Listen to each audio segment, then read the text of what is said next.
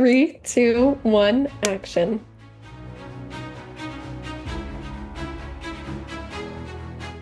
Welcome back to episode 56 of As Seen on Screen. I'm Gracie. And I'm Nicole, and we're your source for entertainment news, reviews, conversations, and more.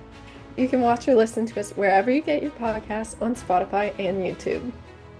Well, welcome back to another week on the show. We are so happy you're here, and we're gonna go over all the latest in entertainment news, as always. Starting off with a TV show renewal over on Netflix. Ransom Canyon was renewed for season 2, much to the delight of the various fans that it amassed following its first season. So that will be back in production shortly, hopefully in the future, but you'll be getting more of Ransom Canyon. I'm all for a cowboy romance. I've heard it's a very mature version of My Life with the Walter Boys, if that makes sense. But more exciting news from someone that Nicole and I both love very much. Miss Taylor Swift has performed for the first time since the Eras Tour ended at the Tight End University in Nashville. She performed alongside Kane Brown, and I love all of the videos going around of number one, her performing, because you can tell how like happy and carefree she is. But number two, the videos where it pans over to Travis and he's like freaking out. I'm like, sir, you're dating her.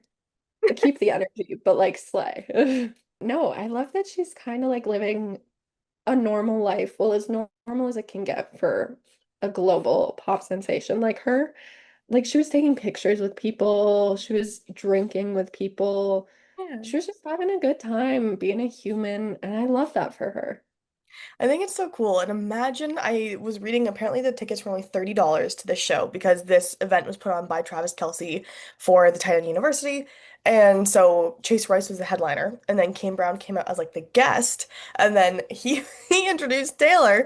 And I saw on Kane Brown's Instagram that he posted a picture with him, Travis, and Taylor, and he's like, when you thought you were the guest, but you really weren't.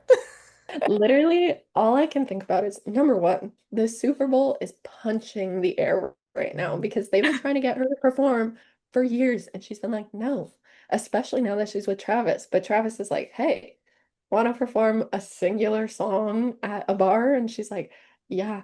Number two, people who bought Eras Tour tickets are punching the air because what do you mean you got to see Taylor Swift, maybe even front row for $30?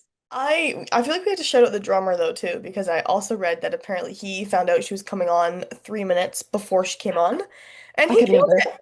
He killed it. Listen, Shake It Off is such a well-known song. Doesn't surprise me at all that she performed that one because I feel like out of all of her discography, I think Shake It Off would definitely be one of the top songs that like most people would know, even if you're not like a diehard Swiftie or anything like that. So I'm that's kind of shocked that she didn't go with Blank Space because we all know that's Travis's favorite song, but I feel like Shake It Off just has like more of a bar vibe, you know? Yeah, and I think like it's like, when it came out, it was played on the radio constantly. Like I think if you were to ask anyone what Taylor Swift song they know, like literally anyone, I feel like Shake It Off would be on a lot of people's guesses or lists. Shake It Off and Love Story would Yes. probably be like the top two. Yeah. But yeah, long story short, she's live, laugh, loving. I just love seeing her happy and kind of like carefree. And I think Abigail was there too. was she? I didn't know She that. was. She was there with her husband. So very full circle. Abigail was there. She was chilling with Travis and her husband. And when she came out, I keep seeing videos of her leaving, and everybody's like, "Oh my God, Abigail!" And she's like, "Hey." So it's so cute. Like she's living her life. I think that's so cute. That must be such a surreal full circle moment for Taylor.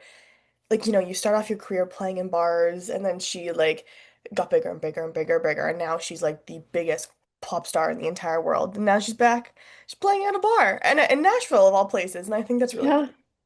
I don't know. I just find it so crazy. Like, imagine being in Abigail's position. You thought you were just like you just want to be friends with this girl, and now you're friends with like the biggest pop star in the world. Like, who could have seen that coming? Well, moving into some movie news, The Social Network Part 2 is currently in development at Sony Pictures, 15 years after the first film was released. Obviously, it came out in 2010. Aaron Sorkin is returning to write this film. I believe he's already finished writing the script. It's based off of Wall Street Journal series The Facebook Files, and Sorkin is also redirecting this film. I think it's very interesting that they're making this now. The the timing is interesting. I mean, 15 years after the original film is crazy. The Social Network is such a massive film. It's an amazing film. So many people loved that film when it came out. I think it's definitely remembered as one of, the bigger films of the last few decades. Definitely cemented some performances for Andrew Garfield and Jesse Eisenberg. So I think that's really interesting that we're now seeing a sequel in development, and I'm interested in seeing what this cast is going to look like. Yeah, it just seems so random to me that they're making a second one. But you know what? We live in the age of sequels and remakes, so am I surprised? No. Well, I saw a lot of people that we follow, journalists and film critics, and they were expressing they're excited for it or like interested, but they were kind of ultimately just like, please don't make this because the Social Network is such a fantastic film. It's like, Yeah. why are we messing with it? Don't fix it if it ain't broke. Literally. But I mean, hey, if the script's already written, they all have confidence in it. Sorkin's returning to write it. Maybe it's in good hands, and I'm intrigued to see what will come of it as it heads into production. In more film news, Denis Villeneuve is set to direct the next James Bond film at Amazon MGM Studios, and this is huge news for Canadians and also just fans of his work because obviously he's been popping off with the Dune franchise recently. So seeing that the next James Bond film is in such capable and trusting hands is so great. Um, they still haven't announced who will be playing Mr. Bond, but there are rumors that it's between, I believe, Harris Dickinson, Tom Holland, and Jacob Elordi. Yeah, I've heard that's like their top list at the And I'm studio. like, guys, we do realize there's other people. Like, I love all three of them, but as James Bond, I don't know that I see any of them as James Bond. Like, truly. you I loved the idea of it being Idris Elba. I think Idris Elba would be a fantastic Bond. know who else would be a great Bond? Henry Cavill. Yes, agreed.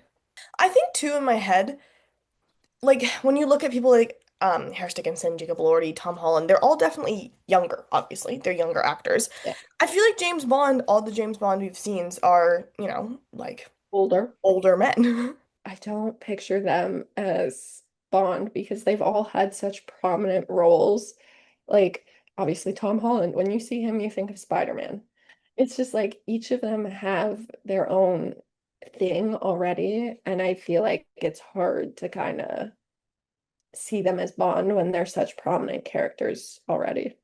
Well, yeah, and that's the thing. I think that's interesting. And like looking at Harris Dickinson specifically, he's gonna be one in the Beatles movies. Mm, And like they're like I don't know, that's already massive to take on, and that's not coming out until 2028, mind you. So long time down the road still, of course. But like you said, when you're taking on something like Bond, and that's such an iconic character, and you can only assume that there'll be multiple Bonds because with each individual we've seen play Bond, there's been multiple movies where they've played Bond.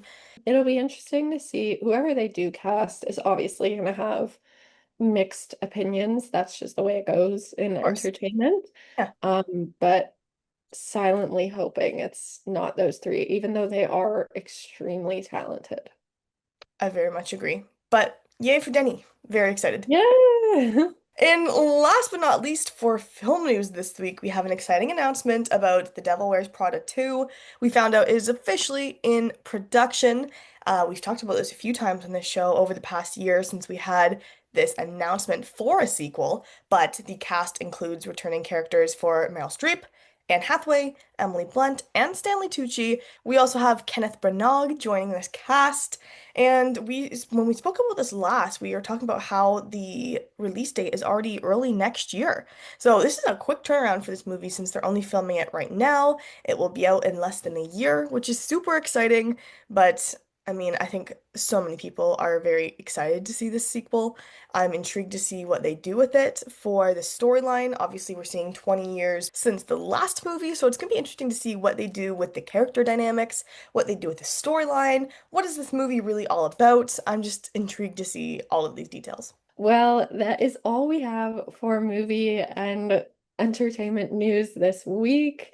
Nicole, what was your watch of the week? Man, am I excited to talk about this because I went and saw F1 the movie this past week and I loved it. I think when you're dealing with a summer blockbuster, summer releases, it's got to be action-packed, fun, full of different action, romance, comedy lines, and F1 has it all. Joseph Kosinski, the director of the film, of course, he directed Top Gun Maverick a few years ago, so I had zero doubt that this was going to be a fantastic action summer blockbuster, and he delivered. I loved watching all of the scenes in the cars, the actual driving scenes were done so well. I think this movie did such an amazing job of keeping you on your toes and keeping the story going. There's different character developments throughout this movie and lots of different events that take place throughout this runtime. So there was a lot going on, a lot to take in with all these stories, but I think they did a really good job of meshing it all together and making this a story you're intrigued to follow, you're invested in with the characters. I kid you not, by the end, when the events of the film are wrapping up, I was just sitting there with a big smile on my face. And I didn't realize it until I was sitting there and I was like, oh, I'm like fully smiling right now. And I think that's such a testament to the movie doing such a great job of making you feel for those characters and having you in tune with what's happening to them, whether you are rooting for them, rooting against them, whether you're with them, without them. I think it's just such a great summer movie. It's action-packed, has romance, has comedy, it has Brad Pitt in it. I mean, hello? What more are we possibly asking for? But no, I was very excited for this movie, and it definitely lived up to all the expectations I had for it. I gave it a 4.5 out of 5 stars on Letterboxd. So I really enjoyed it. Honestly, I want to go see it again. So it's such a fun summer film, even if I'm not really a car person at all. But car movies, I think we said this last week. I love car movies for some reason. Do I care about cars in real life? No. But maybe I'll be a new F1 fan now. Who knows? Who knows? But Gracie, what was your watch of the week? Oh, so glad you asked. Mine is actually a show. I binge watched the entirety of Squid Games, the final season, because I was like, look, there's gonna be so many spoilers as soon as this comes out, so I need to get ahead of it. And you know what? I was right. There are a lot of spoilers because it came out like a few days ago, and I went on their Instagram. It's literally all spoilers. What the heck, Netflix? Yes, obviously, this was the final season of Squid Games, the original series, and I'm so mixed on the ending. Like, part of me loves it for specific reasons, but part of me hates it for other specific reasons. It's still too soon after it's come out for me to be like, here's what happens at the end. So I'll leave it up for interpretation of the people who have watched it. But as we were saying before, if something's not broke, don't fix it. And that's how I feel about how they ended the season. It was like the last season, all of the seasons have been so strong and so captivating. The performances, stellar. Like, I do not understand how the cast keeps getting better and better every season. And they make you fall in love or either thoroughly hate these characters in such a limited amount of time. Because obviously it is a limited series, short seasons. But yeah, no, the performances were breathtaking. The new games that they introduced had me so stressed out the entire time. And overall, the storyline was just so phenomenal. And it really makes you question like humanity as a whole, but also the world that we live in. Like, this could so easily happen in real life, not to the extent that it is in the games, but it just kind of puts into perspective like what people will do when they're desperate for money and how much money is enough money, because that was a big one in this last season was they kept winning all this money, and at one point they're like, okay, we can stop playing, but there's always going to be that one person that's like, but we could get more. So very much about ethics and morals, and it just kind of makes you think about everything. I'm very upset that it's over because it was such a good show. But, is anything ever really over with TV and film? You know what? You never know. We could be talking here 10 years down the line and we're talking about Squid Game season 4.